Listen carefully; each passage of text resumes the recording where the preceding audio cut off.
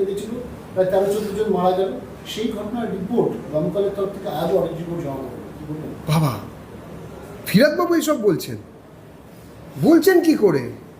ওনাকে গিয়ে এইসবের উত্তর জিজ্ঞেস করুন, আরেকবার জিজ্ঞেস করুন বলছেন কি করে। আপনারা তখন কি স্টেপ নিয়েছিলেন? কেন জমা পড়েনি? দমকল মন্ত্রীর বাড়ি থেকে ঘটনাস্থল ছিল 17 কিলোমিটার, 3.5 দিন লেগেছিল গাড়ির চাকা ঘুরিয়ে ওখানে যেতে। তৎকালীন মুখ্যমন্ত্রী তার বাড়ি থেকে ওই জায়গার দূরত্ব ছিল, ফিরাদবাবুর বাড়ি থেকেও ওখানে ছিল যথাক্রমে 12 এবং 13 কিলোমিটার। কোনোদিন গিয়েছেন? একবারও উঁকি মেরে দেখেছেন? দরজা দিয়ে লোকগুলোকে খুন করা হয়েছিল। ওটা হোমিসাইড, ওটা কোনো অ্যাক্সিডেন্ট ছিল না। মানুষগুলো বেরোতে পারেনি, ইঁদুরের মতন পুড়ে মরেছে।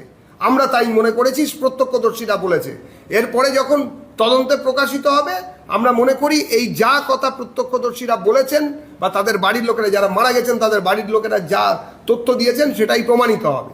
কিন্তু যাই হোক না কেন, এইসব কথা ওদের মুখে সাজে, ওদেরকে এইসব নিয়ে কথা বলতে বারণ করুন। আসলে মুশকিলটা হচ্ছে ওনার অনুমতি নিয়ে বদান্যতায় প্রচুর ওরকম 4 তলা 5 তলা হয়েছে ওই এলাকায়।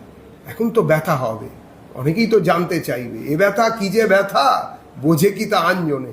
পয়সা নিয়ে হচ্ছে, বাড়ির প্ল্যান স্যাংশন করেছে বা প্ল্যান ছাড়া বাড়ি তুলতে অনুমতি দিয়েছে, সব ভাঙা হবে।